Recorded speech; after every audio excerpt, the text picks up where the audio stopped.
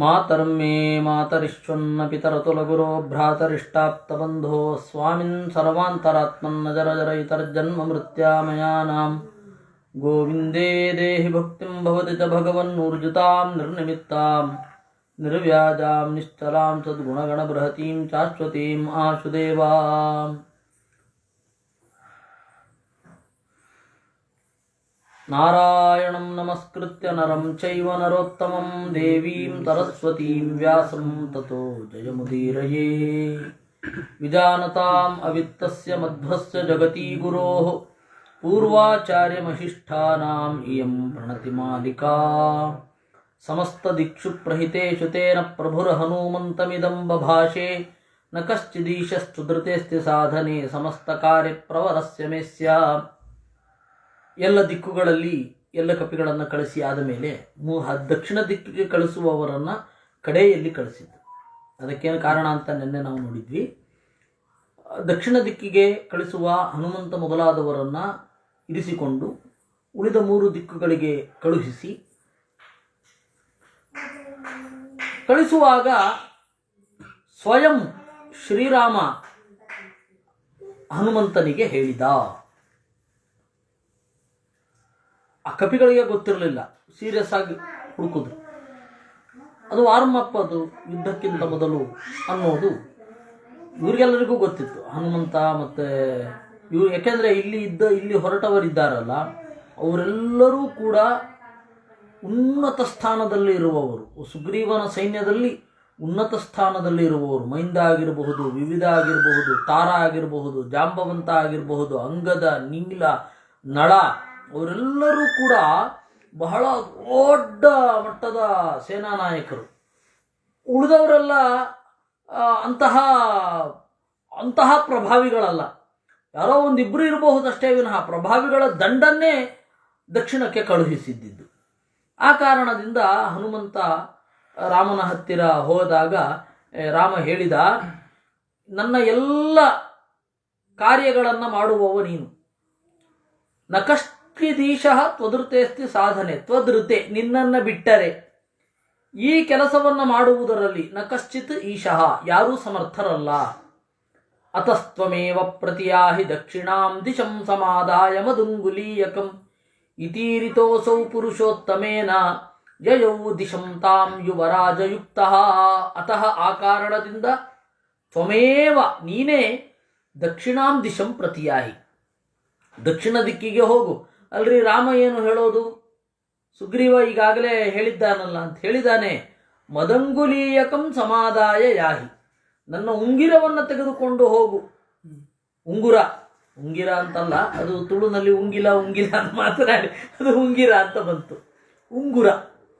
ಉಂಗುರವನ್ನು ತಗೊಂಡು ಹೊರಡು. ಈ ರೀತಿಯಾಗಿ ಪುರುಷೋತ್ತಮೇನ ಈರಿತಃ, ಪರಮಾತ್ಮ ಹೇಳಿದಾಗ ನಮಸ್ಕಾರ ಮಾಡಿ, ಯುವರಾಜಯುಕ್ತ, ಅಂಗದನಿಂದ ಕೂಡಿಕೊಂಡು, ತಾಂ ದಿಶಂ ಯಯೌ, ಹನುಮಂತ ದಕ್ಷಿಣ ದಿಕ್ಕಿಗೆ ತೆರಳಿದ. ಸಮಸ್ತ ದಿಕ್ಷು ಪ್ರತಿಯಾಪಿತಾಹಿತೆ ಹರೀಶ್ವರಾಜ್ಞಾಂ ಉಪಧಾರ್ಯಮಾಸತಃ ಸಮಾಯಯುಸ್ತೇಂಗದ ಜಾಂಬವನ್ಮುಖಾ ಸುತೇನ ವಾಯೋ ಸಹಿತಾ ನಚಾಯಯುಃ. ಸಮಸ್ತ ದಿಕ್ಷು ಪ್ರತಿಯಾಪಿತಾ, ಎಲ್ಲ ದಿಕ್ಕುಗಳಿಗೆ ಕಳುಹಿಸಲ್ಪಟ್ಟವರು. ಹರೀಶ್ವರಾಜ್ಞಾಂ ಉಪಧಾರ್ಯ, ಸುಗ್ರೀವನ ಮಾತನ್ನು ಗೌರವಿಸಿ, ಮಾಸತಃ ಸಮಾಯಯುಃ, 1 ತಿಂಗಳ ಒಳಗಡೆ ಬಂದರು. ಅಂಗದ, ಜಾಂಬವಂತ ಮೊದಲಾದ ಕಪಿಗಳು ವಾಯೋಹ ಸುತೇನ ಸಹಿತಾ, ಹನುಮಂತನಿಂದ ಕೂಡಿಕೊಂಡವರು ನಚ ಆಯಯುಹು, ಬರಲಿಲ್ಲ. ಸಮಸ್ತ ದುರ್ಗ ಪ್ರವರೇ ದುರಾತದಂ ವಿಮಾರ್ಗತಾಂ ವಿಂಧ್ಯಗಿರಿಂ ಮಹಾತ್ಮನಾಂ ಗತಸ್ಸ ಕಾಲೋ ಹರಿರಾಡುದೀರಿತಃ ಸಮಾಸದನಶ್ಚಾಥಬಿಲಂ ಮಹಾದ್ಭುತಂ. ಸಮಸ್ತ ದುರ್ಗ ಪ್ರವರೇ, ಅತ್ಯಂತ ಹೋಗಲಿಕ್ಕೆ ಸಾಧ್ಯವಿಲ್ಲದ ದಕ್ಷಿಣ ಭಾಗದಲ್ಲಿ ಹುಡುಕ್ತಾ ಇರುವಾಗ ವಿಂಧ್ಯಗಿರಿ ಎಲ್ಲಿಯೇ ಸಹ ಕಾಲ ಗತಃ ಹರಿರಾಡುದೀರಿತಃ, 1 ತಿಂಗಳು ಕಳೆದು ಹೋಯಿತು. ಚಳಿಗಾಲ ಆಗಿ ಕೆಲವು ದಿವಸಗಳಾಗಿತ್ತು. ಅದಾದ್ಮೇಲೆ 1 ತಿಂಗಳಾಯಿತು. ಯಾಕೆಂದರೆ ಇಲ್ಲಿ ಕಳಿಸ್ಬೇಕಾದ್ರೆ ಒಂದು ವಾರದ ಟೈಮ್ ಇತ್ತು. ಒಂದು ವಾರದ ಒಳಗಡೆ ಎಲ್ಲ ಕಪಿಗಳು ಕೂಡ ಕಿಷ್ಕಿಂಧೆಗೆ ಬರಬೇಕು ಅಂತ. ಒಂದು ವಾರ ಆದಮೇಲೆ 1 ತಿಂಗಳ ಲೆಕ್ಕ ತೆಗೆದುಕೊಳ್ಳಿ. ಅಂದರೆ ಚಳಿಗಾಲ ಮುಗಿದು 1.5 ತಿಂಗಳಾದರೂ ಕೂಡ ಸೀತೆಯ ಪತ್ತೆ ಇಲ್ಲ. ಅಲ್ಲೊಂದು ಅದ್ಭುತವಾದ ಬಿಲಕ್ಕೆ ಸೇರಿಕೊಂಡ್ರು. ಕೃತಂ ಮಯೇನಾತಿ ವಿಚಿತ್ರಮುತ್ತಮಂ ಸಮೀಕ್ಷ ತತ್ತಾರ ಉವಾಚ ಚಾಂಗದಂ ವಯಂ ನಯಾಮೋ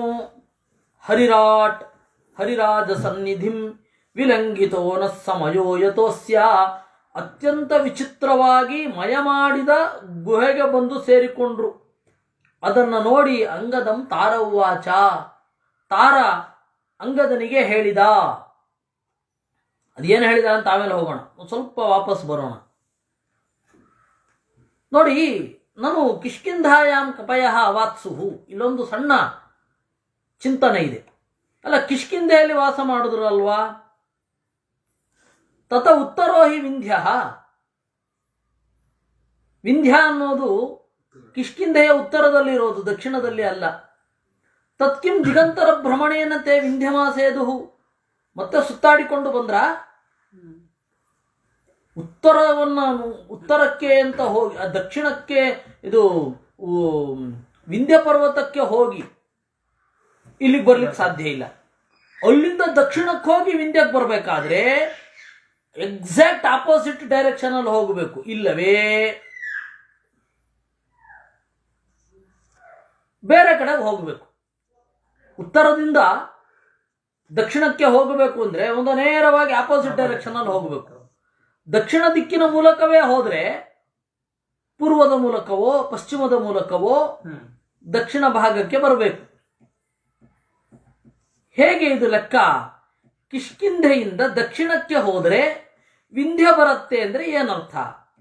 ನಮಗೆ ಈಗ ಕಾಣುವ ಕಿಷ್ಕಿಂಧೆ ಅಂತ ಇವರೆಲ್ಲ ಏನು ಕರ್ನಾಟಕದಲ್ಲಿ ಹೇಳ್ತಾ ಇದ್ದಾರೆ, ಅದರ ಉತ್ತರ ಭಾಗದಲ್ಲಿರೋದು ವಿಂಧ್ಯ, ದಕ್ಷಿಣದಲ್ಲಿ ಅಲ್ಲ. ಅವರು ದಕ್ಷಿಣಕ್ಕೆ ಹೋದ್ರು ಅಂದ್ರೆ ಇದು ಕಿಷ್ಕಿಂಧ ಅನ್ನುವ ಚಿಂತನೆ ಬಿದೋಗ್ಬಿಡುತ್ತೆ. ಒಂದೋ ಈ ತರಹ ಮಾಡಬೇಕು, ಏನು ಒಂದು ದಿಕ್ಕಿಗೆ ಹೇಳ್ದ ಎಲ್ಲ ದಿಕ್ಕಲ್ಲೂ ತಿರುಗಾಡಿದ್ರು ಅನ್ಬೇಕಷ್ಟೆ. ಈ ಎರಡನೇ ಉತ್ತರ ಇದೆಯಲ್ಲ, ಒಂದು ದಿಕ್ಕಲ್ಲಿ ಹೇಳಿದ್ರೆ ಎಲ್ಲ ದಿಕ್ಕಿನಲ್ಲೂ ತಿರುಗಾಡಿದ್ರು ಅಂತ, ಅದು ಒಂದು ವ್ಯಾಖ್ಯಾನದಲ್ಲಿ ಉಂಟು. ಅದು ಯಾರದು ಅಂತ ಬೇಡ, ಒಂದು ವ್ಯಾಖ್ಯಾನದಲ್ಲಿದೆ.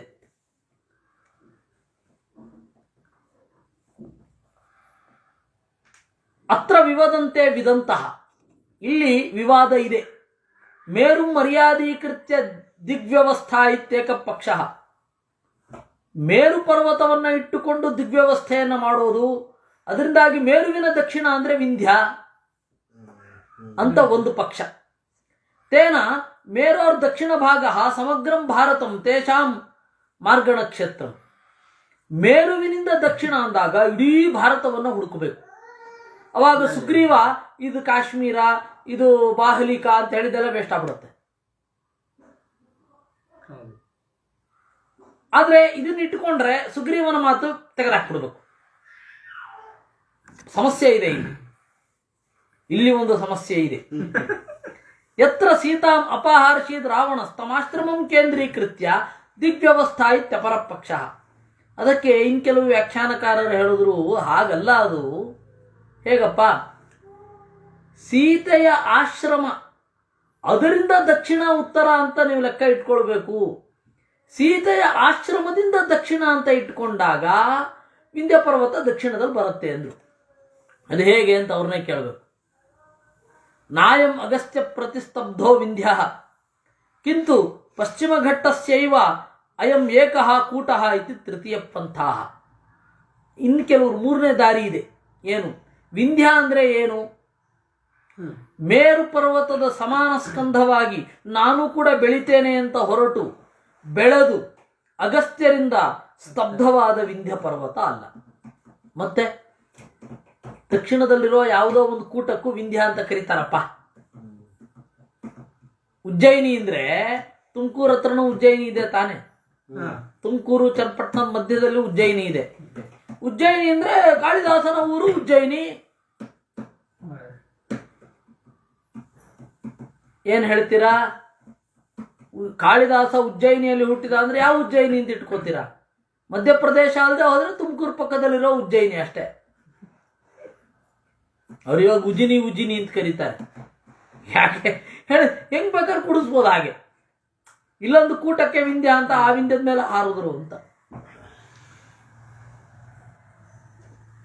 ವಸ್ತುತಃ ಭಾರತ ಮಧ್ಯಗೋ ವಿಂಧ್ಯ ಏವಾತ್ರ ವಿವಕ್ಷಿತೋ ವಿಂಧ್ಯ.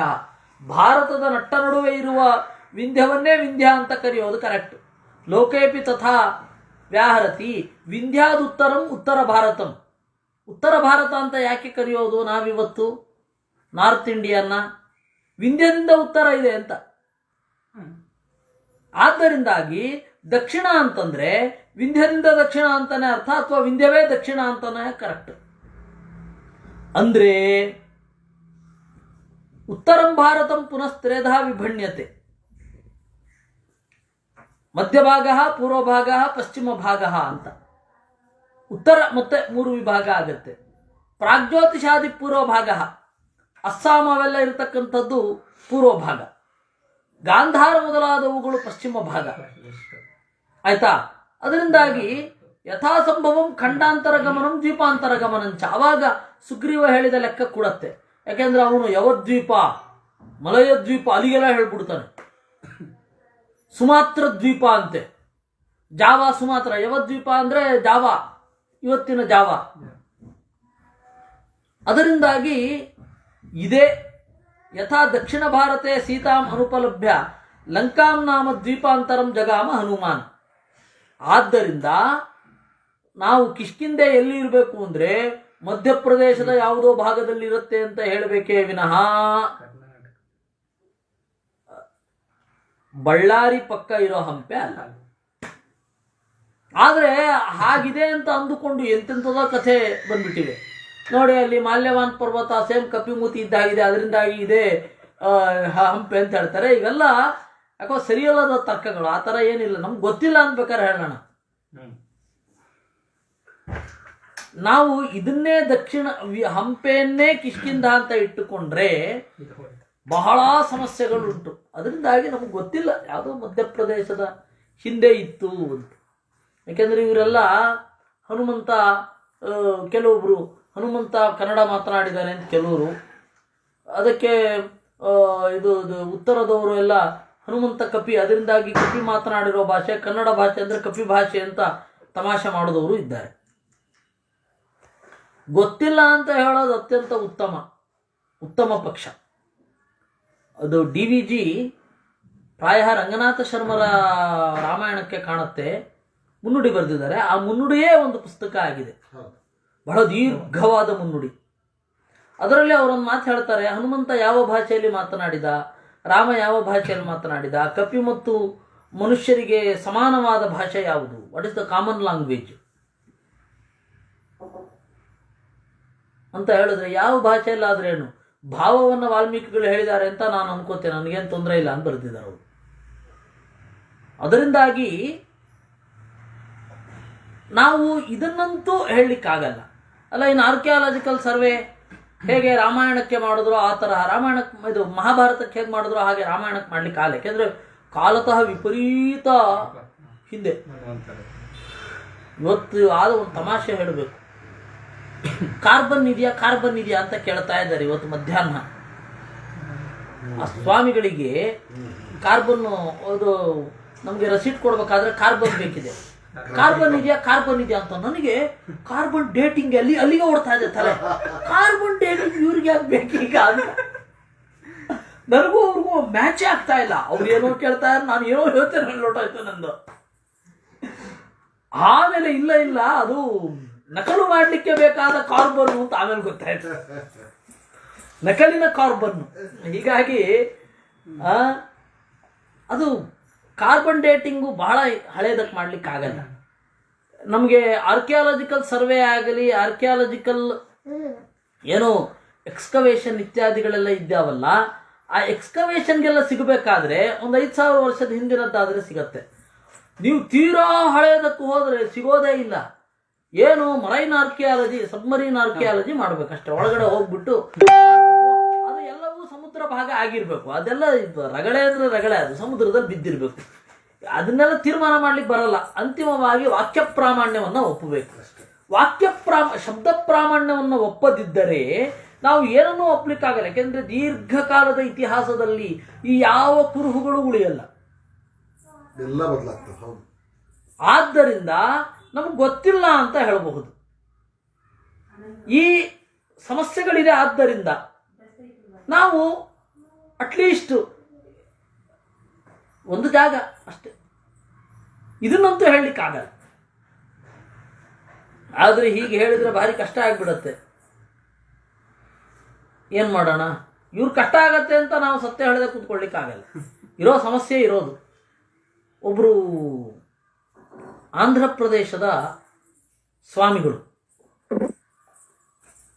ಕೆಲವು ದಿವಸಗಳ ಹಿಂದೆ TTD ಅವರು ಹನುಮಂತನ ಜನ್ಮಸ್ಥಾನ ಹಂಪೆ ಅಂತ, ಹನುಮಂತನ ಜನ್ಮಸ್ಥಾನ ತಿರುಪತಿ ಅಂತ ಅವರು ಕ್ಲೇಮ್ ಮಾಡೋದು.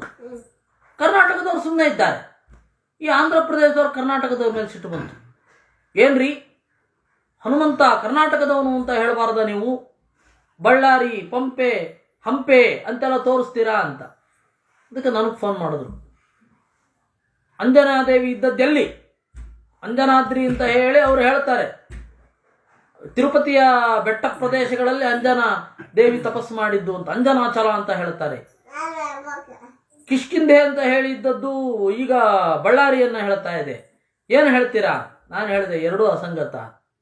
ಕಾರಣ ಏನು ಅಂದರೆ ಮೇರಾ ಉವಾಸಾಂಜನಯ ಸುಗಾತ್ರ್ಯ ಅಂತ ಉಂಟು ಸಂಗ್ರಹ ರಾಮಾಯಣದಲ್ಲಿ.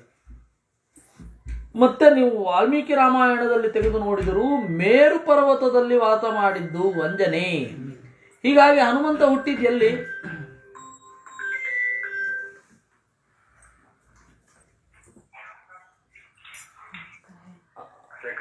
ನಮಸ್ಕಾರ ಸ್ವಾಮಿ.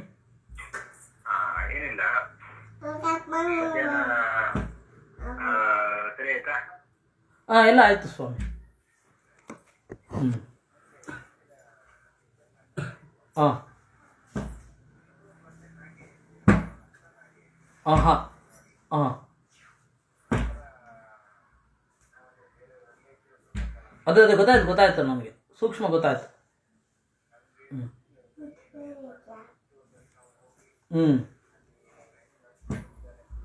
ಹಾಂ ಹಾಂ ಹಾಂ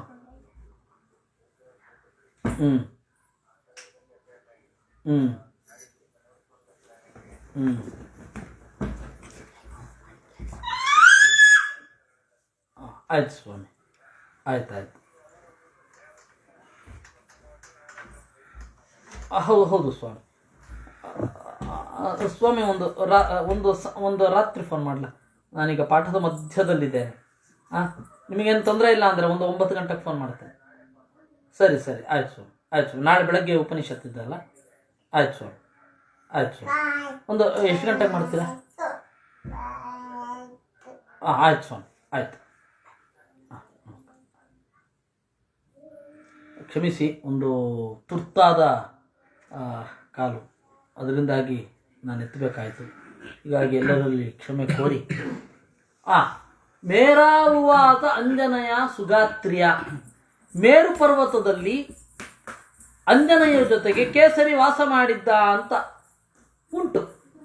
ಅಂದ ಮೇಲೆ ಮೇರು ಪರ್ವತದಲ್ಲಿ ವಾಸ ಮಾಡಿದ್ದಾನೆ ಅಂತಂದ ಮೇಲೆ ಅಲ್ಲೇ ಹುಟ್ಟಿದ್ದವನು. ಅಲ್ಲಿಂದ ಎಲ್ಲಿ ಬಂದ ಏನು ಗೊತ್ತಿಲ್ಲ. ಒಂದು ಊಹೆಯ ಪ್ರಕಾರ ಇನ್ನೊಂದು ಏನು ಪಂಚವಟಿಯಿಂದಲೂ ನಾವು ತೀರ್ಮಾನ ಮಾಡಲಿಕ್ಕಾಗಲ್ಲ. ಯಾಕೆಂದ್ರೆ ಆಂಧ್ರ ಪ್ರದೇಶದಲ್ಲಿಯೂ 5 ವಟ ವೃಕ್ಷಗಳಿರುವಂತಹ ಗುಂಪು ಪಂಚವಟಿ. ಪಂಚವಟಿ ಅಂದ್ರೇನು? ಪಂಚಾನಾಂ ವಟಾನಾಂ ಸಮಾಹಾರ ಪಂಚವಟಿ. 5 ಆಲದ ಮರಗಳು ಬಿಳಿಲುಗಳನ್ನು ಹಬ್ಬಿಸಿ ವಿಸ್ತಾರವಾಗಿರುವ ಜಾಗ. ಈಗ ನಮ್ಮಲ್ಲಿ ಅದ್ಯಾವುದು ರಾಮಹಳ್ಳಿ ಹತ್ರ ಇದೆಯಲ್ಲ, ದೊಡ್ಡಾಲ. ಆ ದೊಡ್ಡಾಲದ ತರಹ ಇರತಕ್ಕಂತಹ ಮರ, ಅದು ಪಂಚವಟಿ. ಆ ಪಂಚವಟಿ ನಿಮಗೆ ಆಂಧ್ರ ಪ್ರದೇಶದಲ್ಲೂ ಸಿಗತ್ತೆ, ಮಧ್ಯಪ್ರದೇಶದಲ್ಲೂ ಸಿಗತ್ತೆ. ಮಧ್ಯಪ್ರದೇಶಕ್ಕಿಂತ ಒಂದು ಸ್ವಲ್ಪ ಹಿಂದೆ ಅಲ್ಲೂ ಸಿಗತ್ತೆ. ಅದರಿಂದಾಗಿ ನಾವು ತೀರ್ಮಾನ ಮಾಡ್ಲಿಕ್ಕಾಗಲ್ಲ ಇವತ್ತು. ಇಬ್ರು ಇದು ಪಂಚವಟಿ ಅಂತಾರೆ. ಆಂಧ್ರ ಪ್ರದೇಶದವರು ಸಿಂಹಾಚಲದ ಹತ್ರ ನೋಡಿ ಇದು ಆ ಪಂಚವಟಿ 5 ವಟ ಇದೆ ಅಂತಾರೆ. ನಾಳೆ ದೊಡ್ಡ ಆಲದ ಮರದವರು ಹೇಳಿದ್ರೆ ಏನು ಮಾಡ್ಲಿಕ್ಕೆ ಬರಲ್ಲ ಅಲ್ಲ ಹೇಳಿದ್ದು. ಆದ್ದರಿಂದಾಗಿ ಗೊತ್ತಿಲ್ಲಪ್ಪ ಇವಾಗ ಬಹಳ ಕಾಲ ಆದ್ದರಿಂದಾಗಿ ರಾಮಾಯಣ ನಡೆದು ಇನ್ಸಿಡೆಂಟ್ ನಡೆದು ಬಹಳ ಕಾಲ ಆದ್ದರಿಂದಾಗಿ ಹೀಗಾಗಿದೆ ಅಂತ ನಾವು ಹೇಳಬೇಕಾಗತ್ತೆ. ಈ ಹಿನ್ನೆಲೆಯಲ್ಲಿ ನಮಗೆ ಇರೋದು ವಿಂಧ್ಯ ಪರ್ವತ ಅಂತಂದರೆ ಯಾವುದೋ ಒಂದು ಜಾಗ, ಅಲ್ಲಿಂದ ವಿಂಧ್ಯ ಪರ್ವತಕ್ಕೆ ಬರುವ ತನಕ ದಕ್ಷಿಣ ಅಂತಂದರೆ ಅದ್ರ ಹಿಂದೆ ಅಂತ ತಿಳ್ಕೊಳ್ಬೇಕು ಅಷ್ಟೆ. ಮಹೇಂದ್ರ ಪರ್ವತವೋ ವಿಂಧ್ಯ ಪರ್ವತವೋ, ವಿಂಧ್ಯ ಪರ್ವತದ ಗಂಟು ಮಹೇಂದ್ರ ಪರ್ವತ ಆದರೆ ನಾವು ಮಹೇಂದ್ರ ಅಂತ ಇವತ್ತು ಯಾವುದು ಹೆಸರಿದೆ ಅದು ಅಲ್ಲೇ ಹೇಳಬೇಕಾಗತ್ತೆ. ಅದರಿಂದ ಹೀಗೆ ನಡೆದಿದೆ ಅಂತ ಹೇಳೋದು ಅತ್ಯಂತ ಉತ್ತಮ. ಈ ಹಿನ್ನೆಲೆಯಲ್ಲಿ ಯಥಾ ದಕ್ಷಿಣ ಭಾರತೆ ಸೀತಾಂ ಅನುಪಲಭ್ಯ ಲಂಕಾಂ ಜಗಾಮ ದ್ವೀಪಾಂತರಂ ಹನುಮಾನ್ ತತ ಆರ್ಯಾವರ್ತಾತ್ ದಕ್ಷಿಣೋ ಭಾಗಃ ತೇಷಾಂ ಅನ್ವೇಷಣ ಕ್ಷೇತ್ರಂ ಇತಿ ತತಯೇವ ಸೀತಾಮಾರ್ಗಣಂ ಆರಭಂತ ಇತಿ ವದಂತಿ ತಥಾ ಹಿ ಶ್ರೂಯತೆ ವಿಂಧ್ಯಮೇವಾದಿತ ಕೃತ್ವ ವಿಚೇರುಸ್ತೆ ತತಸ್ತತಃ. ಆಮೇಲೆ ವಿಂಧ್ಯ ಪರ್ವತದ ಸುತ್ತಮುತ್ತ ಹುಡುಕಿದ್ರು ಅಂತ ಉಂಟು, ಕರೆಕ್ಟ್ ವಿಂಧ್ಯ ಪರ್ವತದ ಸುತ್ತಮುತ್ತ. ಆದ್ದರಿಂದ ನಾವು ಇವತ್ತು ನಿಷ್ಠುರವಾಗಿ ಹೇಳೋದಾದರೆ ಈಗ ಬಳ್ಳಾರಿ ಹಂಪೆ ಏನು ಕಾಣುತ್ತೆ, ಹಂಪೆ ಪಂಪ ಅಲ್ಲ, ಅದು ನದಿ, ಇದು ಚಕ್ರತೀರ್ಥ ಸರೋವರ ಅಷ್ಟೆ. ಆಮೇಲೆ ಇಲ್ಲಿ ಹನುಮಂತ ಮೊದಲಾದವರೆಲ್ಲ ಇದ್ದರು, ಬಂದಿರಬಹುದು, ಯಾವುದೋ ಕಪಿಗಳು ಇರಬಹುದು, ಆದರೆ ಹನುಮಂತ ಮೊದಲಾದವರು ಇದ್ದರು ಅಂತ ತೀರ್ಮಾನದಿಂದ ಹೇಳಲಿಕ್ಕೆ ಬರಲ್ಲ.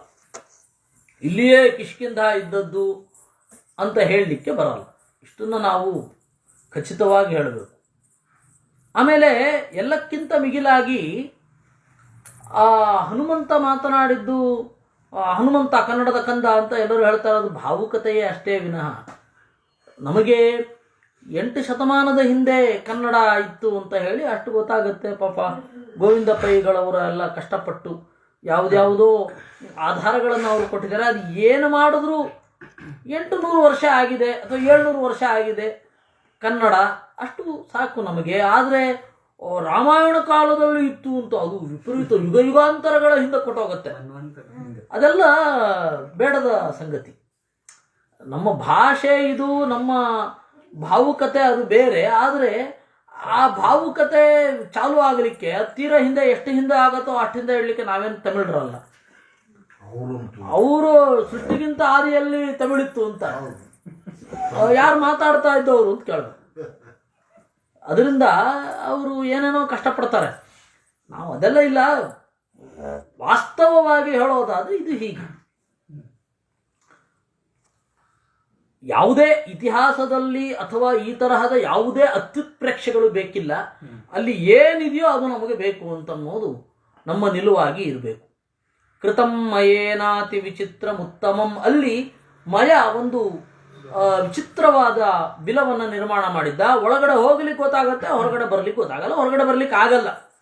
ಸಮೀಕ್ಷ ತತ್ ತಾರ ಉವಾಚ ಚಾಂಗದಂ, ಅದನ್ನ ತಾರ ನೋಡಿದ, ಹೇಳಿದ ಅಂಗದನಿಗೆ, ವಯಂ ನಯಾಮೋ ಹರಿರಾಜ ಸನ್ನಿಧಿಂ, ನಾವು ಸುಗ್ರೀವನ ಕಡೆಗೆ ಮತ್ತೆ ಹೋಗುವುದು ಬೇಡ. ವಿಲಂಘಿತೋ ನ ಸಮಯೋ ಯಥೋದ್ಯ, ಸಮಯ ಒಪ್ಪಂದವನ್ನು ನಾವು ಮೀರಿದ್ದೇವೆ. ದುರಾಸದೋಸಾವತಿ ಚಂಡ ಶಾಸನ ಹನಿಷ್ಯತಿ ತ್ವಾಂಪಿ ಕಿಂ ಮದಾಧಿಕಾನ್. ದುರಾಸದ, ಅವನ ಹತ್ತಿರ ಕೆಲಸ ಆಗದೆ ಹತ್ತಿರ ಹೋಗಿ ನಿಲ್ಲಲಿಕ್ಕೆ ಭಯ ಆಗತ್ತೆ. ಅತಿ ಚಂಡ ಶಾಸನ, ನೋಡಿ ಸಾವರ್ಕರ್ ಕೊಟ್ಟಿದ್ದು ಸುಗ್ರೀವಾಜ್ಞೆ, ಆರ್ಡಿನೆನ್ಸ್ ಅನ್ನೋದಕ್ಕೆ ಸುಗ್ರೀವಾಜ್ಞೆ ಅಂತ ಸಾವರ್ಕರೇ ಹೇಳಿದ್ದು. ಚೆನ್ನಾಗಿದೆ, ಪುರಾಣದ ಚಂದದ ಒಂದು ಸಮೀಕ್ಷೆ. ಅತಿ ಚಂಡ ಶಾಸನ, ವಿಪರೀತ ಸ್ಟ್ರಿಕ್ಟ್. ಹನಿಷ್ಯತಿ ತ್ವಾಮಪಿ, ಅಣ್ಣನ ಮಗ ಅಂತ ನೋಡದೆ ನಿನ್ನನ್ನು ಕೊಲ್ತಾನೆ, ಇನ್ನು ನಮ್ಮನ್ನು ಕೊಲ್ಲಲ್ವಾ? ಅಗಮ್ಯ ತದ್ಬಿಲಮಾಪ್ಯ ತತ್ಸುಖಂ ವಸಾಮ ಸರ್ವೇ ಕಿಮಸಾ ವಿಹಾಚರೇತ್. ಅಗಮ್ಯ ತದ್ಬಿಲಮಾಪ್ಯ, ಹೇಗೂ ಇಲ್ಲಿ ಬರೋದಿಲ್ಲ, ರಾಮ ಏನು ಮಾಡ್ಲಿಕ್ಕೆ ಆಗೋದಿಲ್ಲ. ಸುಖಂ ವಸಾಮ, ಸುಖವಾಗಿ ಇಲ್ಲೇ ಇದ್ದು ಬಿಡೋಣ. ಕಿಮಸಾ ವಿಹಾಚರೇತ್, ಅವನು ಏನ್ ಮಾಡ್ಲಿಕ್ಕಾಗತ್ತೆ ಇಲ್ಲಿ ಬಂದು. ನ ಚೈವ ರಾಮೇಣ ಸ ಲಕ್ಷ್ಮಣೇನ ಪ್ರಯೋಜನನ್ನೋ ವನಚಾರಿಣಾಂ ತದಾ ನಚೇಹನ ಪೀಡಯಿತು ಸಚಕ್ಷಮಃ ತಥೋ ಮಮೇಯಂ ಸುವಿನಿಶ್ಚಿತಾ ಮತಿ. ಅಲ್ಲ, ಕೆರಿಯರ್ ತೊಂದರೆ ಆಗೋಗುತ್ತೆ, ರಾಜ್ಯಭಾರ ಮಾಡಲಿಕ್ಕಾಗಲ್ಲ, ಇದು ಆರ್ಥಿಕ ದಿಗ್ಬಂಧನ ಹೇರಬಹುದು, ಅಯೋಧ್ಯೆಯವರು ನಾಳೆ ನಮಗೆ ಸರಿಯಾಗಿ ಸಹಾಯ ಮಾಡಿಲ್ಲ ಅಂತ ಹೇಳಿ ಇದ್ಯಾವುದು ಮಾಡಲಿಕ್ಕಾಗಲ್ಲ. ನಚೈವ ರಾಮೇಣ ಸಲಕ್ಷ್ಮಣೇನ, ರಾಮನಿಂದಾಗಲಿ ಲಕ್ಷ್ಮಣನಿಂದಾಗಲಿ ನ ಪ್ರಯೋಜನ, ನಮಗೆ ಪ್ರಯೋಜನ ಇಲ್ಲ. ಯಾಕೆಂದ್ರೆ ನಾವು ವನಚಾರಿಣ, ಕಾಡಿನಲ್ಲಿ ತಿರುಗ್ತೇವೆ, ನಮಗೆ ನಾಗರಿಕ ಒಪ್ಪಂದಗಳು ಯಾವುದೂ ಕೂಡ ಅನ್ವಯಿಸೋದಿಲ್ಲ. ನಮಗೆ ಸಿವಿಲೈಸೇಷನ್ನೇ ಇಲ್ಲ, ಅಥವಾ ಸಿವಿಲೈಸ್ಡ್ ಕಂಟ್ರಿ ಅಲ್ಲ ನಮ್ದು. ನಾವು ಕಾಡಿನಲ್ಲಿ ಬದುಕ್ತಾ ಇರೋ, ಸೆಲ್ಫ್ ಸೆಂಟರ್ಡ್ ಆಗಿ ಬದುಕ್ತಾ ಇರುವವರು. ಸೊ ಡಿಸೆಂಟ್ರಲೈಸೇಷನ್ ಇತ್ತು ಅಂತಂದ್ರೆ ಯಾರು ಹಂಗೂ ಬೇಡ. ಒಂದು ಇಡೀ ರಾಷ್ಟ್ರ ಡಿಸೆಂಟ್ರಲೈಸ್ ಆಗೋದ್ರೆ ನಮ್ಗೆ ಏನು ಬೇಡ, ಹೊರಗಡೆಯಿಂದ ಆಮದು ಮಾಡ್ಕೊಳ್ಳೋದು ಬೇಡ, ಇಲ್ಲಿಂದ ರಫ್ತು ಬೇಡ, ವ್ಯಾಪಾರ ಬೇಡ, ಬದುಕಬಹುದು. ಯಾಕೆ ಕಪ್ಪಿಗಳು ಬದುಕ್ತಾ ಇರಲಿಲ್ವಾ ಅಂತ ನಾವು ಅಂದ್ರೆ ಅಲ್ಲ, ಅವಾಗ ಅವನು ಹೇಳಿದ್ ಕರೆಕ್ಟ್ ಅದ. ಅಂದ್ರೆ ಆ ಸಿಚುಯೇಷನ್ನಲ್ಲಿ ನಮಗೆ ಯಾವುದರ ಅಗತ್ಯವೂ ಇಲ್ಲ. ರಾಮನಿಂದಾಗಿ ಆಗಲಿ ಲಕ್ಷ್ಮಣನಿಂದಾಗಿ ಆಗಲಿ ಯಾವ ಪ್ರಯೋಜನವೂ ಇಲ್ಲ. ಯಾಕಂದ್ರೆ ನಾವು ಕಾಡಿನಲ್ಲಿ ತಿರುಗುವವರು. ನಚೇಹನ ಪೀಡಯಿತು ಕ್ಷಮಸ್ತತಃ, ಅಲ್ಲ ಅವನು ನಮ್ಮನ್ನ ಕೊಲ್ಲಬಹುದಲ್ಲ, ಕೊಲ್ಲಲಿಕ್ಕಾಗಲ್ಲ. ಇಹ ಇಲ್ಲಿ ಬಂದು ನಹ ನಮ್ಮನ್ನ ಪೀಡಯಿತು ಪೀಡಿಸಲು ನಚಕ್ಷಮಃ ಅವನ ಕೈನಲ್ಲಿ ಆಗೋದಿಲ್ಲ.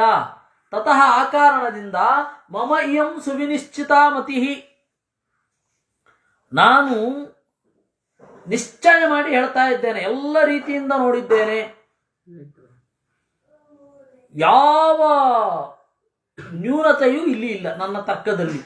ಅದರಿಂದಾಗಿ ಸುವಿನಿಶ್ಚಿತ ಮತಿ, ಕೇವಲ ನಿಶ್ಚಿತ ಅಲ್ಲ ವಿನಿಶ್ಚಿತ, ಕೇವಲ ವಿನಿಶ್ಚಿತ ಅಲ್ಲ ಸುವಿನಿಶ್ಚಿತ, ಸುಖವಾಗಿ ನಿಶ್ಚಯ ಮಾಡಿದ್ದು, ವಿಶಿಷ್ಟವಾದ ನಿಶ್ಚಯ ಇರುವಂಥದ್ದು. ಇತೀರಿತಂ ಮಾತುಲವಾಕ್ಯಮೇಷು ಮಾಶು ಸಹ ಆದದೆ ವಾಲಿಸುತೋಪಿ ಸಾದರಂ ಉವಾಚ ವಾಕ್ಯಂಚನನೋ ಹರೀಶ್ವರ ಕ್ಷಮೀ ಭವೆಲ್ಲಂಘಿತ ಶಾಸನಾನಾಂ. ಇತೀರಿತಂ ಮಾತುಲ ವಾಕ್ಯಂ, ಹೀಗೆ ಸೋದರ ಮಾವ ಹೇಳಿದ ಕೂಡ ಗಬಕ್ಕಂತ ಹಿಡ್ಕೊಂಡ್ಬಿಟ್ಟ. ಸ ಆದದೆ, ಅಂಗದ ಕೂಡಲೇ ಇದನ್ನು ಸ್ವೀಕಾರ ಮಾಡಿದ. ಉವಾಚ ವಾಕ್ಯಂ, ಹೇಳಿದ ಕೂಡ. ನಾನು ಹರೀಶ್ವರ, ಹರೀಶ್ವರ ನಮ್ಮ ದೊರೆ, ಚಿಕ್ಕಪ್ಪ ಅಲ್ಲ, ಅಪ್ಪ ಅಲ್ಲ, ನಮ್ಮ ದೊರೆ.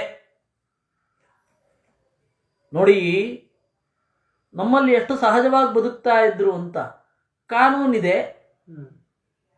ನನ್ನ ತಾಯಿ ಸುಗ್ರೀವನನ್ನ ಕಟ್ಕೊಂಡಿದ್ದಾಳೆ, ಮುಗಿದೋಯ್ತು, ತಲೆ ಬಿಸಿ ಏನಿಲ್ಲ. ಇಲ್ಲ ಅಂದ್ರೆ ಹ್ಯಾಮ್ಲೆಟ್ ಆಗೋಗ್ತಾ ಇದ್ದ ಅವನು, ಆಗ್ಲೇ ಇಲ್ಲ ಅವನು ಅಂಗದ. ಅಯ್ಯೋ ಹುಚ್ಚಿಡಿಸಿಕೊಂಡು ರಾಮ ರಾಮ. ಅಲ್ಲಿಯೂ ಅದೇ ತಾನೆ, ಅಲ್ಲಿಯೂ ಚಿಕ್ಕಪ್ಪ ಕೊಂದಿದ್ದಾನೆ ಅಪ್ಪನನ್ನ. ಹ್ಯಾಮ್ಲೆಟ್ ನಾಟಕ ಹೇಳಿದ್ದು. ಓ ದುರಂತ ದುರಂತ ಅಂತ ಹೇಳಿ ಇವ್ರು ಕೊಂಡಾಡೋದೇನು ಇವುಗಳೆಲ್ಲ ಅಲ್ಲ. ಶೇಕ್ಸ್ಪಿಯರ್ ಬಗ್ಗೆ ಮಾತುಕತೆ ಅಲ್ಲ ನಾನು ಹೇಳ್ತಾ ಇರೋದು. ಅದೇ ನಮ್ಮ ಭಾರತದ ಪರಿಸ್ಥಿತಿಯಲ್ಲಿ ಸಹಜವಾಗಿ ತಗೊಂಡ್ರು. ಹೌದು, ದೊಡ್ಡ ಸಂಗತಿಯೇ ಅಲ್ಲ ನಮ್ಮಲ್ಲಿ. ಅಲ್ಲ, ಆ ದುರಂತವೇ ಆಗ್ತಾ ಇರಲಿಲ್ಲ ನಮ್ಮಲ್ಲಿ, ದುರಂತವೇ ಆಗ್ತಾ ಇರಲಿಲ್ಲ. ಶೇಕ್ಸ್ಪಿಯರ್ನ ಪ್ರತಿಭೆಯ ಬಗ್ಗೆ ನಾನು ಮಾತನಾಡ್ತಾ ಇಲ್ಲ, ಆದ್ರೆ ಅದು ಆಗ್ತಾ ಅವನ ಪ್ರತಿಭೆಗೆ ಈ ಒಂದು ಇದೇ ಸಿಗ್ತಾ ಇರಲಿಲ್ಲ. ಈ ಪ್ಲಾಟ್ ಇದ್ರೆ ತಾನೇ ಅವನು ಬರೆಯೋದು, ಪ್ಲಾಟೇ ಆಗ್ತಾ ಇರಲಿಲ್ಲ. ಸಹಜವಾಗಿ ನೋಡ್ಕೊಂಡು ಹೌದು ನಮ್ಮ ರಾಜ ಅಂತ ಅವನು ಅಂಗದ. ನಮ್ಮ ರಾಜ ಲಂಘಿತ ಶಾಸನಾನಾಂ, ಅವನ ಶಾಸನವನ್ನು ಮೀರಿದರೆ ಲಕ್ಷ್ಮೀ ಭವ ಸಹಿಸೋದಿಲ್ಲ. ಈಗ ಅವನು ಬಾಯಿ ಬಿಡ್ತಾನೆ. ಇಷ್ಟು ದಿವಸ ಏನಾಗಿತ್ತು? ರಾಜ್ಯಾರ್ಥಿನ ಏನ ಹಿ ಘಾತಿತೋಗ್ರಜ ಹೃತಾಶ್ಚದಾರ ಸುನೃಜಂಸಕೇನ ಸನಕ್ ಕಥಂ ರಕ್ಷತಿ ಶಾಸನಾತಿಗಾನ್ ನಿರಾಶ್ರಯಾನ್ ದುರ್ಬಲಕಾನ್ ಬಲೆ ಸ್ಥಿತ. ರಾಜ್ಯವನ್ನು ಬಯಸಿ ಅಣ್ಣನನ್ನ ಕೊಂದವ, ಅವನ ಹೆಂಡತಿಯನ್ನ ಇಟ್ಟುಕೊಂಡವ ನಮ್ಮನ್ನ ಹೇಗೆ ರಕ್ಷಣೆ ಮಾಡ್ತಾನೆ ಅಷ್ಟೇ ಅವನು ಹೇಳೋದು.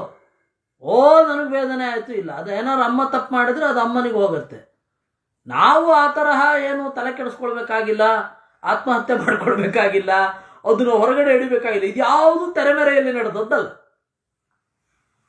ಎಲ್ಲವೂ ಓಪನ್ ಆಗಿ ನಡೆದದ್ದು. ಅದಕ್ಕೆ ನಾನು ಯಾವತ್ತೂ ಹೇಳ್ತೇನೆ, ಅತ್ಯಂತ ಹಳಬರು ಬಹಳ ಹೊಸಬರು ಅಂತ. ಇದನ್ನ ಹಾಗೆ ಒಪ್ಕೊಳ್ತಾ ಇದ್ರು. ನಂದಗೋಪ ನಮ್ಮಪ್ಪ ಶೂರ, ನನ್ನ ಅಣ್ಣ ವಸುದೇವ, ಆದರೆ ಬೇರೆ ತಾಯಿಯಲ್ಲಿ ಹುಟ್ಟಿದವ, ಬೇರೆ ಜಾತಿಯ ತಾಯಿಯಲ್ಲಿ ಹುಟ್ಟಿದವ, ಸಹಜವಾಗಿ ತಗೊಂಡ್ಬಿಡ್ತಾ ಇದ್ರು. ಇವತ್ತೆಲ್ಲ ಸಹಜವಾಗಿ ತಗೊಳ್ಳಿಕ್ಕೆ ಆಗ್ತದಾ? ಇಬ್ರು ಬೇರೆ ಬೇರೆ ಜಾತಿಯವರು ಒಂದು ಕಡೆ ಇರೋದು ಇದೆ. ಯಾವಾಗ? ಇಬ್ರು ಜಾತಿ ಬಿಟ್ಟವರಿದ್ದಾಗ, ಅಥವಾ ಒಬ್ಬ ಬಿಟ್ಟಿರ್ಬೇಕು. ಇಲ್ಲಿ ಹಾಗಲ್ಲ, ಅವ್ರ ಪ್ರಕಾರ ಅವನಿದ್ದಾನೆ, ಇವ್ರ ಪ್ರಕಾರ ಇವನಿದ್ದಾನೆ. ಇದು ಎಲ್ಲ ಎಂತಹ ಸ್ಟ್ಯಾಂಡರ್ಡ್ ಲಿವಿಂಗ್ ಇದು. ಎಲ್ಲ ಬಿಟ್ಟಿರೋದಲ್ಲ, ಎಲ್ಲ ಹಿಡ್ಕೊಂಡು ಜೊತೆಯಾಗಿ ಸಹಜವಾಗಿ ಇರೋದು ಬಹಳ ವಿಚಿತ್ರ. ಇದನ್ನ ಇವತ್ತಿನ ಪರಿಸ್ಥಿತಿಯಲ್ಲಿ ಅರ್ಥವೇ ಮಾಡ್ಕೊಳ್ಳಿಕ್ಕೆ ಆಗ್ತಾ ಇಲ್ಲ, ಗಮನವೇ ಹರಿತಾ ಇಲ್ಲ ನಮಗೆ. ಸಾಂಪ್ರದಾಯಿಕರಿಗೂ ಇಲ್ಲ ಅವಾಗೆಲ್ಲ ಹಾಗಿರ್ಲಿಲ್ಲ ಅಂದ್ಬಿಡ್ತಾರೆ. ಮಾಡ್ರನ್ನವ್ರಿಗೆ ಇದೊಂದು ಈ ಥರದ್ದೊಂದು ಸಂಗತಿ ಇದೆ ಅಂತಾನೆ ಗೊತ್ತಿಲ್ಲ. ನೀವು ಸಾಂಪ್ರದಾಯಿಕರಿಗೆ ಹೇಳಿದ್ರೆ ಅವ್ರು ಮಾಡಿದ್ರು ನಾವೇನು ಮಾಡಬೇಕಾಗಿಲ್ಲ, ಮಾಡು ಅಂತ ಹೇಳಿದ್ ಮೊದಲು ಅದನ್ನು ಗಮನಿಸಿದ್ಯಾ ಅಂತ ಹೇಳು ಅಂತ ಅಷ್ಟೇ. ಮಾಡು ಅಂತ ಹೇಳಿಲ್ಲ, ಯಾಕೆಂದ್ರೆ ಯಾರು ಹೇಳೋರು ಏನು ಮಾಡ್ತಾ ಇಲ್ಲ. ಅದರಿಂದಾಗಿ ಮೊದಲು ಗಮನ ಇದೆ ಅಂತ ತಿಳ್ಕೊಳ್ಳಿ, ಆಮೇಲೆ ಉಳಿದದ್ದು. ಈ ಹಿನ್ನೆಲೆಯಲ್ಲಿ ಅವನು ಹೇಳ್ತಾನೆ, ರಾಜ್ಯ ಬೇಕು ಅಂತ ಅಣ್ಣನನ್ನ ಕೊಂದ, ಅಣ್ಣನ ಹೆಂಡತಿಯನ್ನು ಕಸಿದುಕೊಂಡ, ಅವನು ನಮ್ಮನ್ನೇನು ರಕ್ಷಣೆ ಮಾಡ್ತಾನೆ? ದಯೆಯಿಂದ ನೋಡೋದೇ ಇಲ್ಲ ಅಂತ ಅರ್ಥ. ನಿರಾಶ್ರಯ ದುರ್ಬಲ, ನಮಗೆ ಆಶ್ರಯ ಇಲ್ಲ, ಅವನಿಗೆ ಬಲೆ ಸ್ಥಿತ ಆಸರೆ ಇದೆ ರಾಮನದ್ದು, ನಮಗಿಲ್ಲ. ವಿ ಆರ್ ಬೇರ್ ಫುಟೆಡ್, ನಾವು ಬರಿಗಾಲ ಜೋಗಿಗಳು, ಅವನಿಗೆಲ್ಲ ಇದೆ, ನಮಗಿಲ್ಲ. ಇತೀರಿತೆ ಚಕ್ರಸುತಾತ್ಮಜೇನ ತಥೇತಿ ಹೋಚು ಸಹಜಾಂಬವನ್ಮುಖಾ ಸರ್ವೇಪಿ ತೇಷಾಮಥ ಚೈಕ್ಯಮತ್ಯಂ ತಥಾ ದೃಷ್ಟ್ವಾ ಹನುಮಾನಿದಮಾ ಬಭಾಚೆ. ಇತೀರಿತೆ, ಈ ರೀತಿಯಾಗಿ ಶಕ್ರಸುತ ಆತ್ಮಜೇನ, ಶಕ್ರಸುತ ಅಂದ್ರೆ ವಾಲಿ, ವಾಲಿಯ ಆತ್ಮಜ ಅಂದ್ರೆ ಮಗ, ಅಂದ್ರೆ ಅಂಗದ, ಅಂಗದ ಈ ರೀತಿ ಹೇಳಿದಾಗ ಜಾಂಬವನ್ಮುಖ, ಜಾಂಬವಂತ ಮೊದಲಾದ ವೃದ್ಧರೂ ಕೂಡ ತಥಾಯಿತಿ ವಾಚು, ಹೌದು ಹೌದು ಅಂದ್ರಂತೆ, ದಿಟ ದಿಟವೆಂ ನುಡಿದರು. ಸರ್ವೇಪಿ, ಎಲ್ಲರೂ, ತೇಷಾಂ ಐಕಮತ್ಯಂ, ಇವರ ಒಗ್ಗಟ್ಟನ್ನು ನೋಡಿದ, ದೃಷ್ಟ್ವಾ ಹನುಮಾನಿದಮಾ ಬಭಾಚೆ, ಈಗ ಹನುಮಂತ ಮಾತನಾಡಿದ. ನೋಡಿದ್ರು ಜಾಂಬವಂತ ಎಷ್ಟು ಹಳೆಯವನು. ಹೌದು, ಎಂತ ಹಳಬರು ಎಲ್ಲ ಇದ್ರು ಅಲ್ಲಿ. ಇದರ ಅರ್ಥ ಇಷ್ಟೇ, ತಾರ ಬೃಹಸ್ಪತಿಯ ಅವತಾರ. ಬೃಹಸ್ಪತಿ ಚಾರ್ವಾಕ ಮತವನ್ನು ಪ್ರವೃತ್ತಿ ಮಾಡಿದವ. ಚಾರ್ವಾಕ ಮತ ಬಂತು ಅಂದರೆ ಎಲ್ಲರೂ ಒಪ್ಕೊಳ್ತಾರೆ. ಭಕ್ತಿ ಅನ್ನೋದೊಂದಿದ್ರೆ ಮಾತ್ರ ಆ ಮತದಿಂದ, ಆ ಅಪೋರ್ಚುನಿಸ್ಟ್ ಮೆಂಟಾಲಿಟಿಯಿಂದ ಆಚೆ ಬರೋದು. ನೀವು ಅಪೋರ್ಚುನಿಸ್ಟ್ ಆಗಬಾರ್ದಾ? ಇಲ್ಲ, ನಾನು ಅಪೋರ್ಚುನಿಸ್ಟ್ ಆಗಬಾರದು ಜೀವನದಲ್ಲಿ, ಎಂಥ ಅಪೋರ್ಚುನಿಟಿ ಬಂದರೂ ತಲೆ ಕೆಡಿಸ್ಕೊಳ್ಬಾರ್ದು ಅಂದರೆ ಹೃದಯದೊಳಗಡೆ ಭಕ್ತಿ ಇರ್ಬೇಕು. ಅದಿದ್ರೆ ತಲೆ ಕೆಡಿಸ್ಕೊಳ್ಳಲ್ಲ. ಇಲ್ಲ ಅಂತಂದರೆ ಎಲ್ಲರೂ ಅವಕಾಶವಾದಿಗಳಾಗೋರೆ. ವಿಜ್ಞಾತಮೇ ತದ್ಧಿಮಯಾಂಗದಸ್ಯ ರಾಜ್ಯಾಯ ತಾರಾಭಿಹಿತಂ ಹಿ ವಾಕ್ಯಂ ಸಾಧ್ಯಂ ನ ಚೈತನ್ನ ಹಿ ವಾಯುಸೂನು ರಾಮ ಪ್ರತೀಪಂ ವಚನಂ ಸಹೇತ. ಆಗ ಹನುಮಂತ ಭೇದೋಪಾಯವನ್ನು ಪ್ರಯೋಗ ಮಾಡಿದ, ದಂಡೋಪಾಯ ಅಲ್ಲ, ಭೇದೋಪಾಯವನ್ನು ಪ್ರಯೋಗ ಮಾಡಿದ. ಏನಂತ? ವಿಜ್ಞಾತಂ, ನನಗೆ ಗೊತ್ತಾಯಿತು, ನಿಮಗೆ ಯಾರಿಗೂ ಗೊತ್ತಾಗಲಿಲ್ಲ ಅಂದ. ಏನು? ಮಯಾ ಅಂಗದಸ್ಯ ರಾಜ್ಯಾಯ. ತಾರ ಹೇಳ್ತಾ ಇರೋ ಮಾತು ಯಾಕಾಗಿ? ಅಂಗದನ ರಾಜ್ಯಕ್ಕಾಗಿ. ಅಂಗದನ ರಾಜ್ಯ ಹೇಗ್ರೆ ಆಗತ್ತೆ? ಅವನಿಗೇನು ಅಂದ್ರೆ ನೋಡಿ, ಅಂಗದ ಹೇಗೆ ಯೋಚನೆ ಮಾಡಿರ್ತಾನೆ, ಇದು ತಾರ ಹೇಗೆ ಯೋಚನೆ ಮಾಡಿದ್ದಾನೆ ಅಂದ್ರೆ, ನಾವು ಹೋಗಲಿಲ್ಲ, ಇನ್ನೊಂದು ಸ್ವಲ್ಪ ದಿವಸ ನೋಡ್ತಾನೆ, ದ್ರೋಹ ಮಾಡಿದಿ ಅಂತ ಹೇಳಿ ಸುಗ್ರೀವನನ್ನು ಕೊಂದು ರಾಮಲಕ್ಷ್ಮಣರು ವಿಳಂಬವನ್ನು ಸಹಿಸಲಾರದೆ ಅವ್ರ ದಾರಿ ಹಿಡ್ಕೊಂಡು ಹೊರಟೋಗ್ತಾರೆ. ಅವಾಗ ನಾವು ಹೋದ್ರಾಯ್ತು, ಅಯ್ಯೋ ನಾವು ತಡವಾಗಿ ಬಂದ್ಬಿಟ್ವಿ, ನಮ್ಗೆ ಗೊತ್ತಿರಲಿಲ್ಲ ಅಂದ್ರೆ. ಸರಿ, ಯಾರೋ ಒಬ್ರು ರಾಜ ಆಗಲೇಬೇಕಲ್ಲ, ಅಂಗದ ರಾಜ್ಯ ಆಗ್ತಾನೆ. ಆಗ ಕಿಚನ್ ಕ್ಯಾಬಿನೆಟ್ ಯಾರ ಕೈನಲ್ಲಿರುತ್ತೆ? ನನ್ನ ಕೈನಲ್ಲಿರುತ್ತೆ ಅಂತ ತಾರ ಅವನು ಹನುಮಂತ ಹೇಳಿದ, ಇದು ಗೊತ್ತಾಗಲ್ವಾ ನನಗೆ? ನೀನು ಎಂತಹ ದುರಾಲೋಚನೆಗಳಿಂದ ಹೇಳ್ತಿ ಅಂತ ನನಗೆ ಗೊತ್ತಾಗೋದಿಲ್ವಾ? ವಿಜ್ಞಾತಂ, ಗೊತ್ತಾಯಿತು ಅಂದ. ಏನು?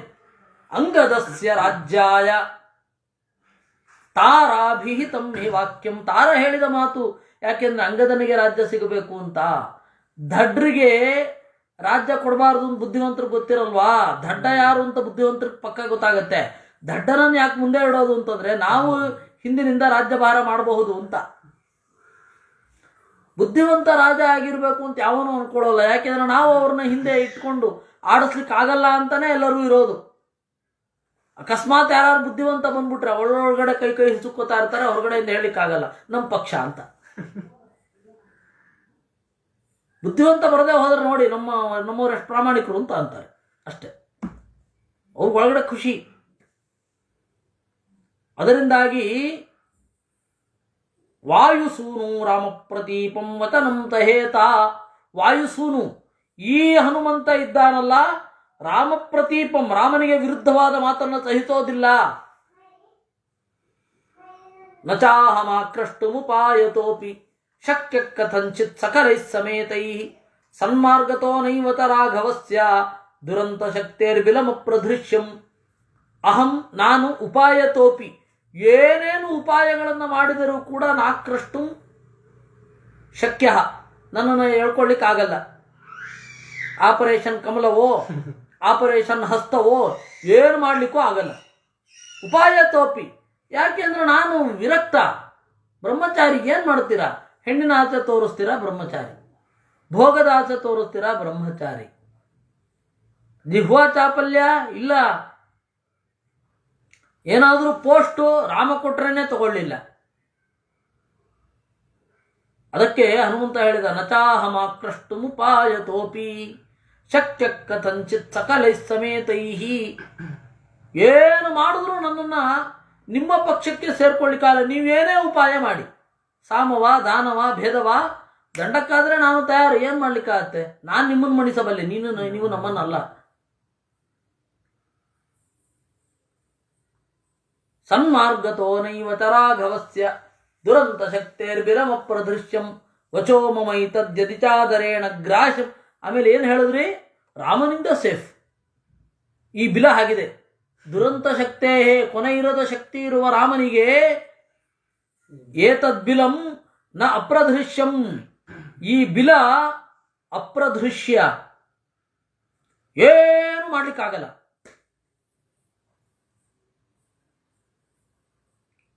ವಚೋ ಮಮೈತದ್ಯದಿ ಚಾದರೇಣ ಗ್ರಾಹ್ಯಂ ಭವೇದ್ವಸ್ತದತಿ ಪ್ರಿಯಂ ಮೇ ನಚೇದ್ ಬಲಾದಪ್ಯನಯೇ ಪ್ರವೃತ್ತಾನ್ ಪ್ರಶಾಸ್ಯ ಸನ್ಮಾರ್ಗಗತಾನ್ ಕರೋಮಿ. ನನ್ನ ಮಾತನ್ನ ನೀವು ಆದರದಿಂದ ಸ್ವೀಕರಿಸಿ, ನಿಮಗೆ ಒಳ್ಳೆಯದು. ನಚೇತ್ ಬಲಾದಪಿ, ಇಲ್ಲಾಂದ್ರೆ ಯಸ್ಮಾ ಪ್ರಯೋಗ ಮಾಡುತ್ತೇನೆ ನಿಮ್ಮ ಮೇಲೆ. ಬಲಾದಪಿ ಅನಯೇ ಪ್ರವೃತ್ತಾನ್, ಕೆಟ್ಟ ಮಾರ್ಗದಲ್ಲಿ ಹೋದವರನ್ನ ಬಲಾತ್ಕಾರವಾಗಿ ಪ್ರಶಾಸ್ಯ, ಶಾಸನ ಮಾಡಿ ಸನ್ಮಾರ್ಗಗತಾನ್ ಕರೋಮಿ, ಒಳ್ಳೆ ಮಾರ್ಗದಲ್ಲಿ ಇರಿಸ್ತೇನೆ. ಅದರಿಂದಾಗಿ ಬಂಧುಗಳು ನಮ್ಮನ್ನು ಹೆಂಗೆ ಕೊಲ್ತ್ಯಾ ಅಂತ ಸೆಡೆದು ನಿಲ್ಬೇಡಿ. ನಿಮ್ಮನ್ನು ಕೊಲ್ಲೋಲ್ಲ. ನಿನಗೆ ಬಲ ಇದೆ ಅಂದ್ರೆ ಬಲ ಇದೆ, ಆದರೆ ಅದನ್ನು ಕೆಟ್ಟದಾಗ ಬಳಸಲ್ಲ ಎಲ್ಲ ಹೇಳ್ತಾರೆ. ಎಲ್ಲ ತರಹದ ಸಾಧ್ಯತೆಗಳನ್ನು ಮುಂದೆ ಇಟ್ಟು ಇವನ್ನೇ ನಿರಾಕರಣೆ ಮಾಡಿಬಿಟ್ಟ. ಇತೀರಿತಂ ತತ್ಪವನಾತ್ಮಜಸ್ಯ ಶ್ರುತ್ವಾತಿ ಭೀತ. ನಿಮ್ಮ ಮೇಲೆ ಪ್ರೀತಿ ಇದೆ, ಅದರಿಂದಾಗಿ ಸನ್ಮಾರ್ಗಗತಾನ್ ಕರೋ. ನಿಮ್ಮ ಬಗ್ಗೆ ಅನುಕಂಪ ಇದೆ, ಅದರಿಂದಾಗಿ ಹೇಳ್ತಾ ಇದ್ದೇನೆ. ರಾಮನ ಬಗ್ಗೆ ಗೌರವ ಇದೆ, ಅದರಿಂದಾಗಿ ದುರಂತ ಶಕ್ತೇ. ಎಷ್ಟು ಅರ್ಥಗಳಿದೆ. ಇತೀರಿತಂ ತತ್ಪವನಾತ್ಮಜಸ್ಯ, ಹನುಮಂತನ ಈ ಮಾತನ್ನ ಕೇಳಿ ಶ್ರುತ್ವ ಅತಿಭೀತಾ ಧೃತ ಮೂಕಭಾವಾ, ಭಯದಿಂದ ಗಡಗಡ ನಡುಗಿದರು, ಸುಮ್ಮನಾಗಿ ಬಿಟ್ರು. ಸರ್ವೇನು ಜಗ್ಮುಹು, ಆಮೇಲೆ ಎಲ್ಲರೂ ಅನುಸರಿಸಿದ್ರು. ಇದು ವಾಲ್ಮೀಕಿ ರಾಮಾಯಣದಲ್ಲಿಯೂ ಇದೆ, ಆದರೆ ಸ್ಪಷ್ಟವಾಗಿ ಕಣ್ಣಿಗೆ ಬೀಳಲ್ಲ. ಮತ್ತೆ ಯಾರೋ ಸ್ವಯಂ ಪ್ರಭೆ ಅಂತ ಬರ್ತಾಳೆ, ಕಣ್ಮುಚ್ಕೊಳ್ಳಿ, ನಿಮ್ಮನ್ನ ದಡ ಹಾಯಿಸ್ಬಿಡ್ತೀನಿ, ಇಲ್ಲ ಅಂದರೆ ನಿಮಗೆ ದಾಟ್ಲಿಕ್ಕಾಗಲ್ಲ. ಸರಿ, ಎಲ್ಲರೂ ಕಣ್ಮುಚ್ಚಿದ್ರು, ಆ ಕಪಿಗಳನ್ನು ಕರ್ಕೊಂಡು ಹೋದ್ಲು. ಅಲ್ಲೆಲ್ಲ ಯಾಕೆ ಯಾರು ಮಾಡಲಿಲ್ಲ? ಆ ಸ್ವಯಂ ಪ್ರಭೆಗಿಂತ ಇವರು ದುರ್ಬಲರಾ? ಅಲ್ಲ, ಅವಳಿಗೊಂದು ಗೌರವ ಅಷ್ಟೇ ಕೊಟ್ಟಿದ್ದು. ಪಾಪ ಒಬ್ಬಂಟಿ ಹುಡುಗಿ ವೈರಾಗ್ಯದಿಂದ ಒಂದ್ ಕಡೆ ಕೂತು ತಪಸ್ ಮಾಡ್ತಾ ಇದ್ದಾಳೆ. ಅವಳೇನೋ ಹೇಳ್ತಾ ಇದ್ದಾಳೆ, ಇಲ್ಲಿಂದ ಹೊರಗಡೆ ಆಚೆ ಹೋಗ್ಲಿಕ್ಕೆ ಆಗಲ್ಲ ಅಂತ. ಕೇಳೋಣ ಏನು, ಅವಳೇ ಆಚೆ ಬಿಟ್ಟು ಬರ್ತಾಳೆ ಅಂದ್ರೆ ಸಂತೋಷ ಅಷ್ಟೇ.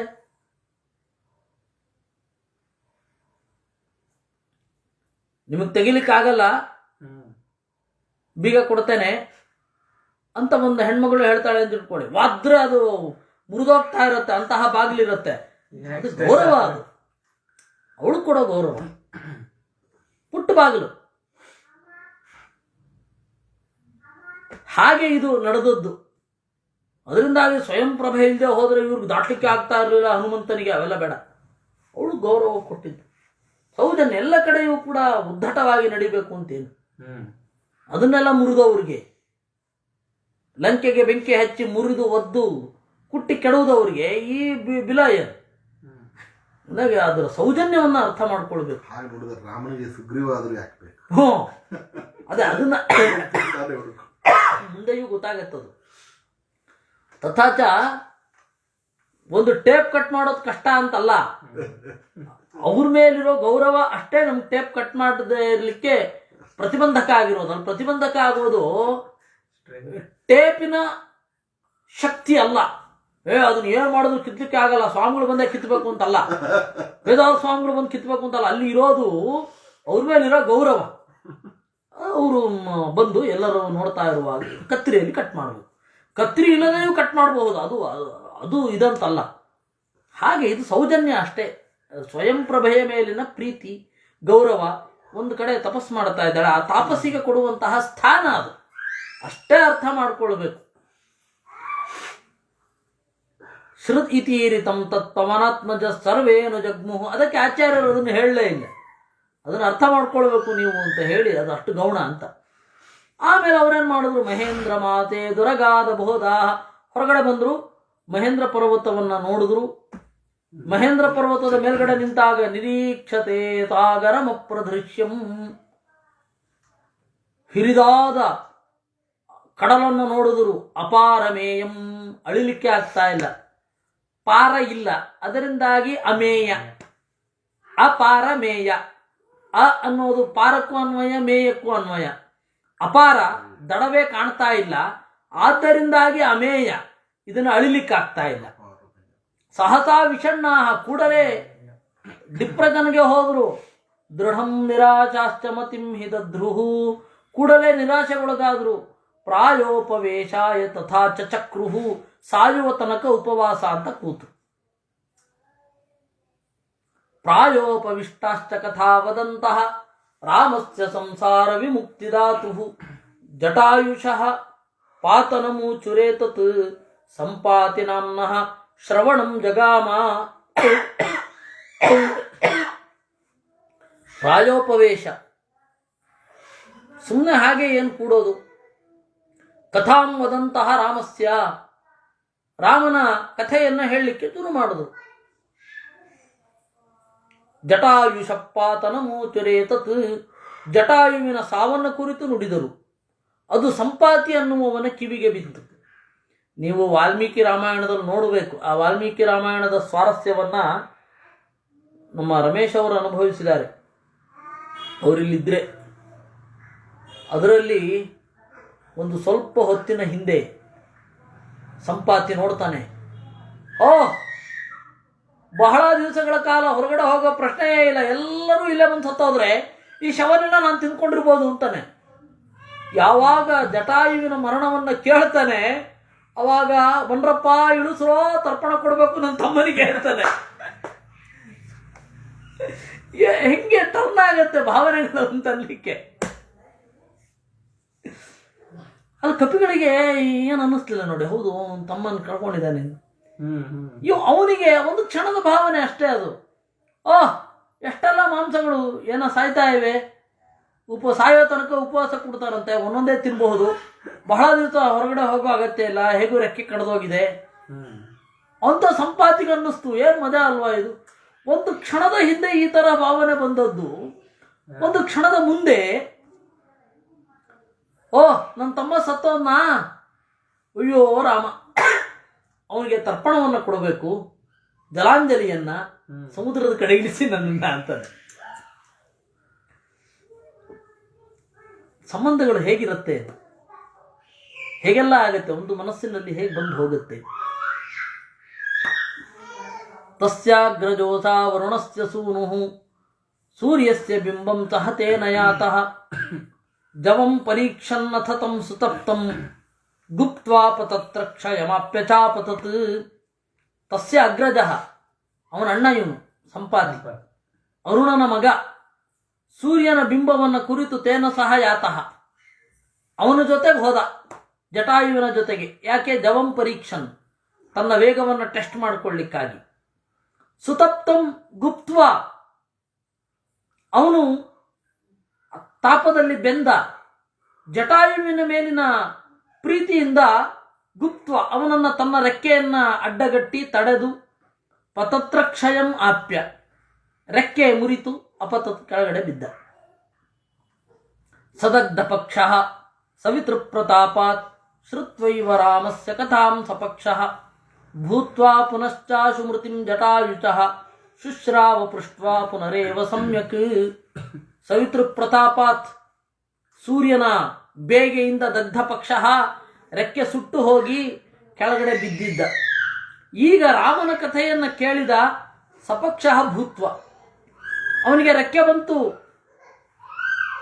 ಜಟಾಯುಚಃ ಮೃತಿಂ ಶುಶ್ರಾವ, ಜಟಾಯುವಿನ ಮರಣವನ್ನು ಇನ್ನೊಮ್ಮೆ ಕೇಳಿ ತಿಳಿದುಕೊಂಡ. ಪೃಷ್ಟ್ವಾ ಶುಶ್ರಾವ, ಎರಡನೇ ಬಾರಿ. ಇದನ್ನ ವಾಲ್ಮೀಕಿ ರಾಮಾಯಣದಲ್ಲಿ ಒಂದು ಸ್ವಲ್ಪ ಬರುತ್ತೆ. ವಾಲ್ಮೀಕಿ ರಾಮಾಯಣ ಮತ್ತೆ ಸಂಗ್ರಹ ರಾಮಾಯಣದಲ್ಲಿ ನಿಶಾಕರ ಅಂತ ಒಬ್ಬ ಮುನಿ ಇದ್ದ. ಆ ನಿಶಾಕರ ಅಂತನ್ನೋ ಮುನಿ ಸಾಯಲಿಕ್ಕೆ ಹೊರಟ ಸಂಪಾತಿಗೆ ಬುದ್ಧಿವಾದ ಹೇಳ್ತಾನೆ. ರಾಮನ ಕಾರ್ಯವನ್ನು ಮಾಡು, ನಿನಗೆ ಒಳ್ಳೇದಾಗತ್ತೆ. ರಾಮನ ಕಾರ್ಯ ಏನಪ್ಪ ಮಾಡಿದ್ದು ಅಂತಂದ್ರೆ, ಮೇಲ್ಗಡೆ ಜಿಗಿದು 100 ಯೋಜನ ಆಚೆ ಇರತಕ್ಕಂತಹ ಅಶೋಕವನದಲ್ಲಿರುವ ಸೀತೆಯ ಅಡ್ರೆಸ್ ಹೇಳಿದ ಅಷ್ಟೇ. ರಾಮನ ಕಥೆಯನ್ನು ಕೇಳ್ತಾ ಇರಬೇಕಾದ್ರೇನೆ ಅವನಿಗೆ ರೆಕ್ಕೆಗಳು ಮೊಳೆತವು. ಸರಾವಣಸ್ಯಾತ ಗತಿಂ ಸುತೋಕ್ತಾಂ ನಿವೇದ್ಯ ದೃಷ್ಟ್ವಾ ಜನಕಾತ್ಮಜಾಕೃತಿಂ ಸ್ವಯಂ ತಥಾ ಶೋಕವನೇ ನಿಷಣ್ಣಾಂ ಅವೋಚದೇಭ್ಯ ಹರಿಪುಂಗವೇಭ್ಯ. ರಾವಣನ ಗತಿಯ ಬಗ್ಗೆ ಹೇಳಿದ. ಅಂದರೆ ಅದು ಅವನಿಗೆ ನೇರವಾಗಿ, ಆಮೇಲೆ ಮೊದಲು ಅವನ ಕಿವಿಗೆ ಬಿದ್ದದ್ದು ಅವನ ಮಗ ಸುಪಾರ್ಶ್ವ ಅಂತ, ಸಂಪಾತಿಯ ಮಗ. ಅವನೊಮ್ಮೆ ಊಟ ತಗೊಂಡು ಬರಲಿಲ್ಲ. ಇವನು ಕೇಳ್ದ, ಅಲ್ವಪ್ಪ, ಹದ್ದುಗಳಿಗೆ ತೀಕ್ಷ್ಣವಾದ ಹಸಿವೆ ಅನ್ನೋದು ಗೊತ್ತಿಲ್ವೇನು ನಿನಗೆ? ಯಾಕೆ ಹಾಗೆ ಬಂದೆ ಅಂತ ಕೇಳಿದ. ಅದಕ್ಕೆ ಅವನು ಹೇಳಿದ, ಇವತ್ತು ರಾವಣ ಸೀತೆಯನ್ನು ಎತ್ಕೊಂಡು ಹೋಗ್ತಾ ಇದ್ದ, ಹೀಗಾಗಿ ಎಲ್ಲ ಹಕ್ಕಿಗಳು, ಪಕ್ಷಿಗಳು, ಮೃಗಗಳು ಎಲ್ಲವೂ ಕೂಡ ಅಡ್ಕೊಂಡು ಬಿಟ್ಟಿವೆ. ರಾವಣನಲ್ಲಿನ ಭಯದಿಂದ ಯಾವುದೂ ಕೂಡ ಹೊರಗಡೆ ಓಡಾಡ್ತಾ ಇಲ್ಲ, ಅದರಿಂದಾಗಿ ಹಾಗೆ ಬರಬೇಕಾಯ್ತು, ಇವತ್ತು ಊಟ ಇಲ್ಲ ಅಂತ. ಸೊ ಹಾಗೆ ಅವನಿಗೆ ಕತಿಗೆ ಬಿದ್ದಿದ್ದು. ಅದನ್ನ ಅವನಿಲ್ಲಿ ಹೇಳ್ದ. ರೆಕ್ಕೆ ಬಂದಿತ್ತಲ್ಲ, ಮೇಲ್ಗಡೆ ಹಾರಿದ. ಅಲ್ಲಿ ರಾವಣ ಅಶೋಕವನದಲ್ಲಿ ಸೀತೆಯನ್ನು ಇಟ್ಟಿದ್ದಾನೆ ಅಂತ ಸ್ಪಷ್ಟವಾಗಿ ಅಡ್ರೆಸ್ ಹೇಳ್ದ. ಆದ್ರೂ ಕೂಡ ಹುಡುಕಿದ್ದು ಸುಮ್ಮನೆ ಅಂತ ತಾನೆ.